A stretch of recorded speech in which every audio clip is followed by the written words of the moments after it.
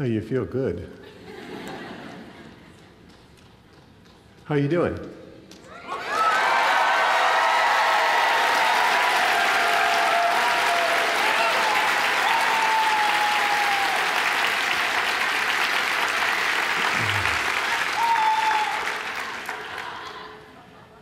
Did any of you watch the campaign debate last night?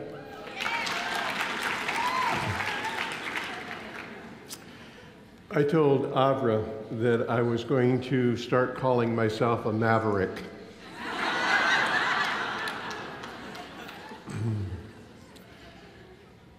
She said that might associate me with the wrong class of people. So I got to thinking. A maverick is an orphaned calf. And an orphaned lamb is called a bummer. So maybe I'll refer to myself as a bummer. I know I shouldn't talk about politics because it will date this DVD, but it's been on my mind. You know what really strikes me as odd? Is that both candidates are talking about change, but in response to the current financial difficulty, they both voted to spend $700 billion to put things back the way they were.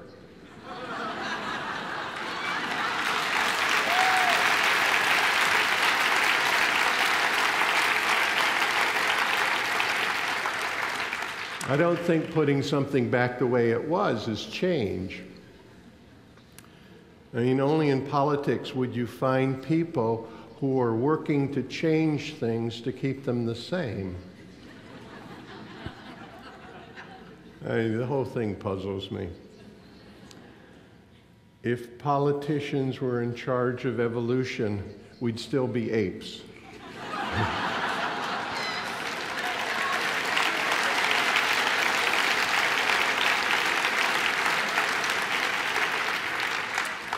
Now, if you really want to know what's happening with society, look on page 9 of your Wizard's Pack. That's what is happening. And if you don't have a Wizard's Pack,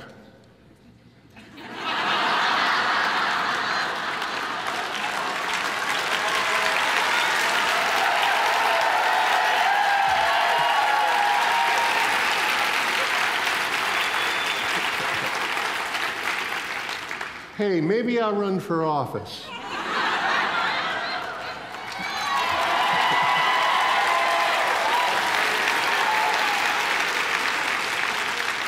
My campaign slogan, vote for a bummer.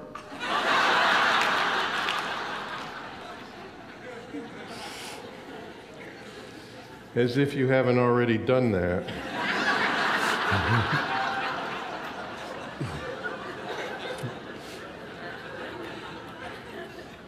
Anyway, I'm not worried.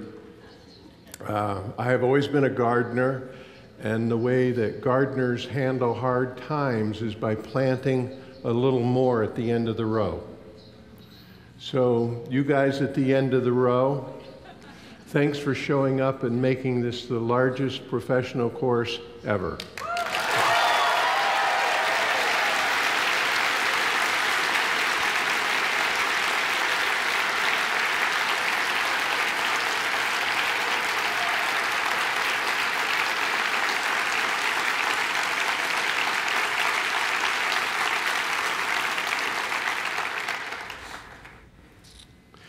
I'm going to try to describe better ways of bringing about change than just muscling the situation with a $700 billion hammer.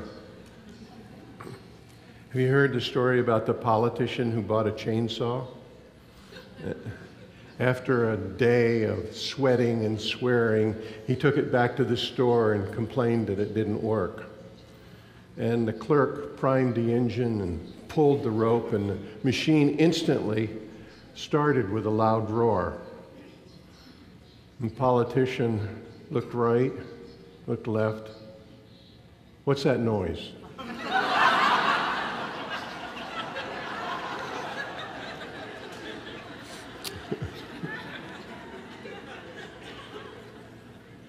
Okay, let me give you a serious reference point. This particular talk is on managing change, and it's part of a series that I'm working on called Private Lessons. And it's aimed at advanced course graduates because you're likely to have experienced these concepts. And just for the record, anybody who's not an advanced course graduate and finds himself being forced to listen to this on DVD, I encourage you to create the opportunity to do Avatar with a licensed master. So managing change. Winston Churchill said, "There's nothing wrong with change if it's in the right direction." And one of my mentors, Lao Tzu, said, "Everything changes." I mean, 2,500 years passed before our nuclear physicists realized that, oh, Lao was right. I mean, we're learning. And with the exception of pure source awareness, which is always still, motion is at the heart of everything.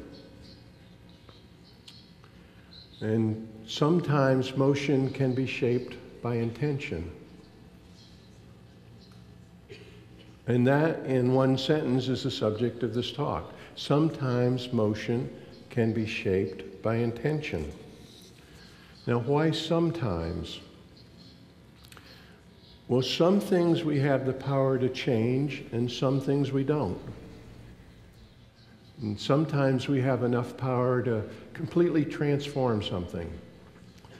And sometimes we barely have enough power to even steer it a little. And sometimes all we can do is observe and be patient. Abraham Lincoln's favorite prayer was, "Grant me the courage to change the things I can, and the serenity to accept the things I cannot change, and the wisdom to know the difference." So we're examining the wisdom part. If you review the events of your life, you'll probably find that they arise from certain causes. One thing led to another, led to another, led to another. Actions that you took resulted in consequences that caused further actions, and so on. Now, some of the causes you had control over, and some of them you didn't. And some of them were probably a toss-up that could have gone either way. And of course, I'm talking about the principle of cause and effect. Certain causes produce certain effects, which in turn become the causes of the next effects, and on and on. It's one of the ways that we describe the flow of life. Now, if you examine cause and effect process, sometimes there's a third element.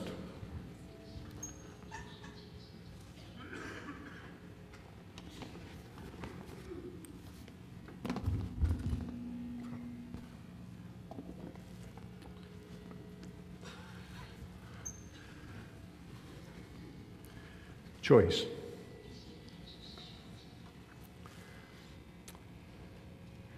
So what you have is you have cause, effect, choice. And choice is like adding a rudder to a cause and effect process. But choice isn't always available. And it's not even always apparent when it is available.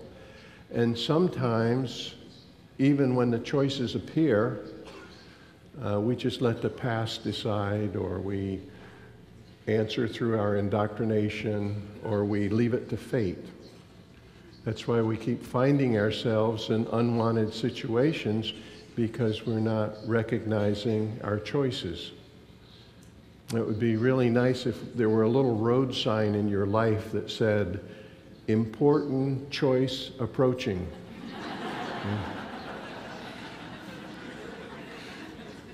You have to be in pretty good shape mentally to recognize these choice points.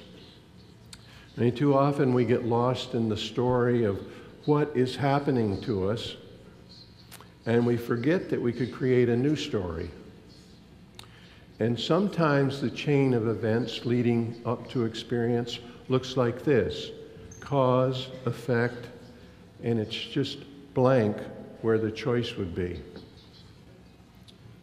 You're being swept along by the mechanics of cause and effect without the opportunity to make a choice. Think of a war zone, or a forest fire, or some kind of natural catastrophe. There's no choice.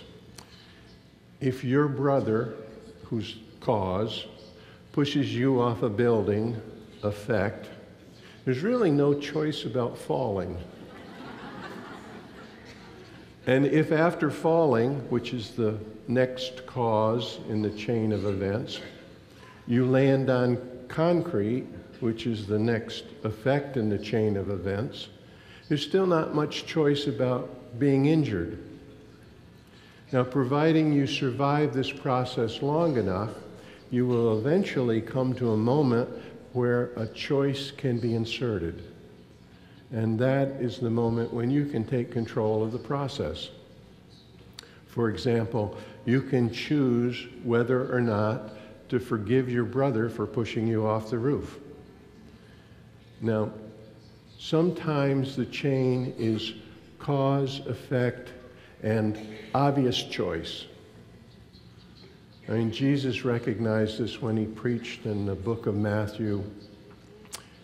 "I tell you not to resist an evil person, but whosoever slaps you on your right cheek, turn the other to him also." Now, that is cause, evil person. The effect is getting slapped, and the choice is not hitting back, not seasoning your future with anger. Now, obvious choices and no opportunity for choices are the extremes of change. And in between are the maybe choices that you can create. So mostly the life process looks like this: cause, effect, opportunity to make a choice if you are willing and able. Now, that's good news, because you can improve your willingness and ability to make a choice, which improves your opportunity to make choices. And this is the heart, really, of Avatar. We're improving people's willingness and ability to make choices when the opportunities arise. So how do you increase your choice power? And that's what you've been working on this week, right? I used to have a teacher in high school who told me, "The future is built from the choices you make today." Thank God he was wrong. If my life today was based on the choices I made in high school, I'd be driving a hot rod and married to Mary Lou Easy. You know?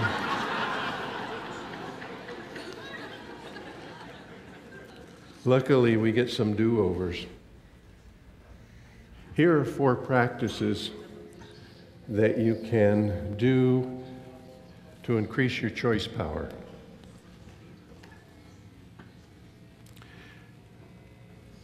Live your own life. Be source. Stay aware. Aim for the stars. Now, you have to live your own life. And what do I mean by that? Have you ever tried to change your life by changing someone else's choices? I mean, if my wife would be more considerate of me, I'd be happier. And if so-and-so would just stop criticizing me, I wouldn't make so many mistakes. And if God would answer my prayers, I wouldn't need to suffer. You know, people who hold other people responsible for their happiness and suffering are not living their own lives.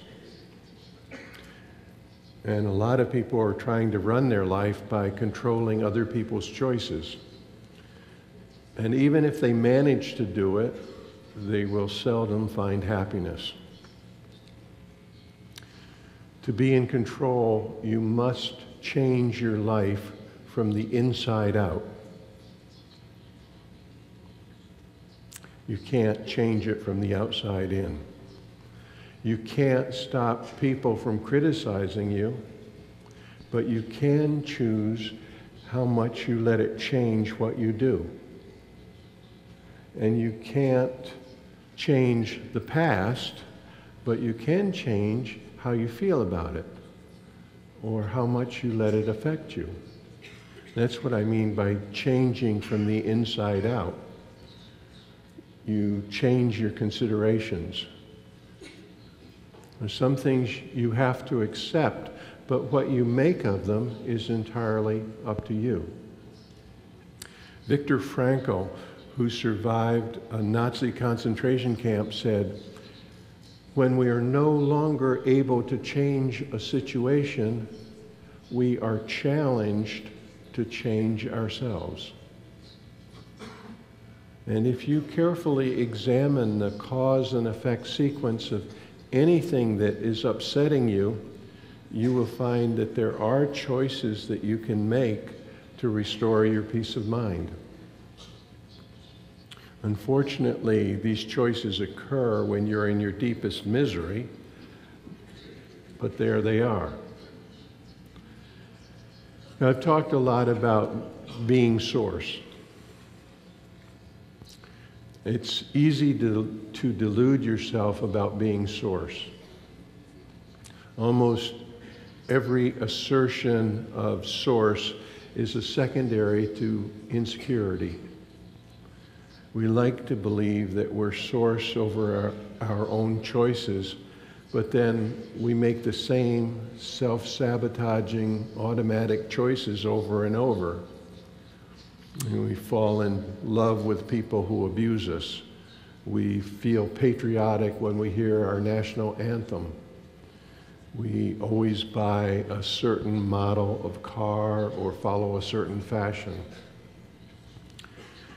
And if anyone suggests that we're addicted or brainwashed or indoctrinated, we react in surprise. See, the mind defends its archetypes by believing that they are reasoned free will choices. They seldom are. Now, the quickest way to recover control of your mind is to separate yourself from it. And I'm not kidding. Experiencing yourself as source is different from having a concept of yourself as source. I mean, as source, your choices are made in alignment with your intention rather than from assumptions and conclusions. Now, in one of the Wizards lectures, I talk about the difference between staying aware and staying conscious. They're not the same thing. Consciousness runs alongside the stream of events, trying to identify causes and effects and choices and sort them into categories. Awareness simply watches everything go by, knowing that every moment is unique. And the Identity selves of consciousness are troubled by their mortality. The higher self of awareness knows that it's immortal. And the higher self watches, and if it chooses, it identifies with and experiences what is happening as it is happening. Now that's a perfect feel it. And when you're aware, you are here now at the edge of unfolding reality. And choice doesn't come to the higher self as separate moments, but it's continually present here now as an effortless steering. Higher self can shape the formless mystery of the future into the next instant of reality. It's a creator of time and event, not a follower. And this is a magic state. To get a concept of this reality edge, think of the collective intentions of the past as projected images that are striking a screen right where the future begins. This edge is where life momentarily manifests as an experiential reality, and then it flows into the collective consciousness as memories. Life never really exists for more than a split second. Now.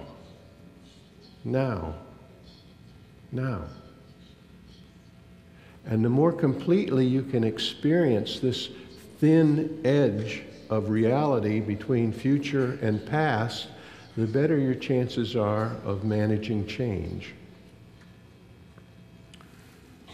The creation handling procedure is a change process.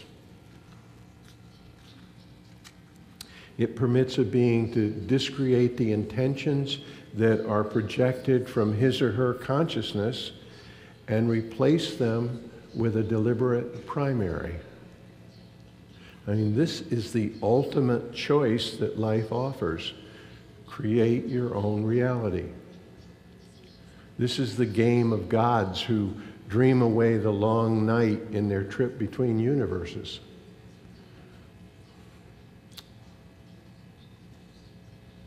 Now, since this step of staying aware is crucial to your choice power, let me give you a list of some of the things that pull you down from awareness into consciousness. Judgments, transparent beliefs, resentments, conflicts, fixed identities, emotions, assumptions, attachments, desires and resistances.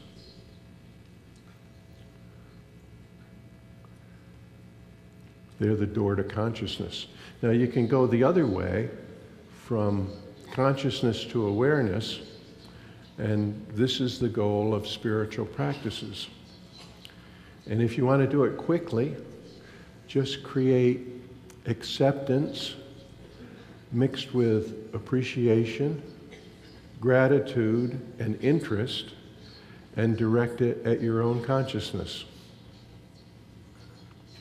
And the more times you make this crossing between consciousness and awareness, the easier it becomes. And the power of your primaries is strongest when you make them as awareness.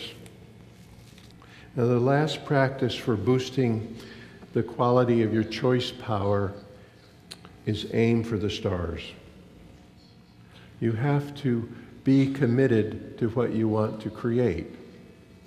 And how do you know which way to go? The best choice is the one that leads toward the reality that you want to create. I call that aim for the stars. Now, sometimes you have to combine effort with your intention, and sometimes a primary is enough. But what is always required is that you have a direction in which you want to go. If you don't know where you're going, any road will get you there.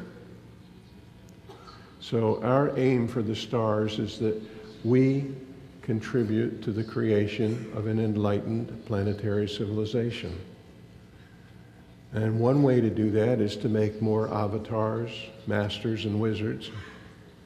Another way to do that is to increase the amount of care, understanding, and compassion of humanity.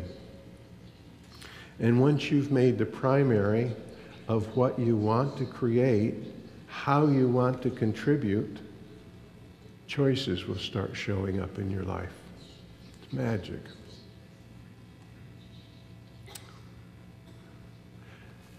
So that's enough for today. Live your own life, be source, stay aware, aim for the stars. Let me tell you a story about a friendly old monk. Most every morning, the monk left the orchard of fig trees that were under his care and walked a mile to the river. And with each step, he offered a blessing to the world. And when he arrived at the river, he would listen to the water. It taught him, with a voice that sometimes spoke softly and some days spoke loudly. It taught him about all things that flow. And in the afternoon, he would return with buckets full of water for the thirsty fig trees. And they, shining with quivering leaves, would express gratitude to him by teaching him about things that endure. And as the monk's days grew fewer and no one came to replace him, he began to meditate upon his lessons. What flows on? What endures? And nearing his last day, he went to the river and he summoned a great fish that he had protected for many years. And he asked the fish to swim upstream to a certain spot and place a pebble just so in the bed of the river.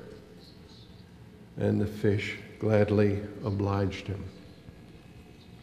As soon as the pebble was placed, the current of the river shifted just slightly. And the change started a chain reaction of tumbling pebbles that grew larger. Larger rocks began to move. And the river turned muddy as the redirected currents began crumbling its banks. And all of this continued for some time. Nature does not hurry, yet everything is accomplished.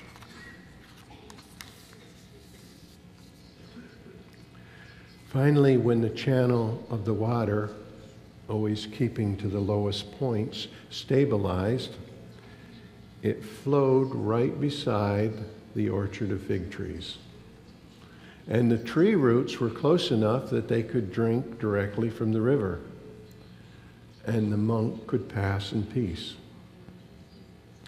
And for many years, the river and the fig tree meditated in their own ways on the lesson of friendship that they had learned from the old monk.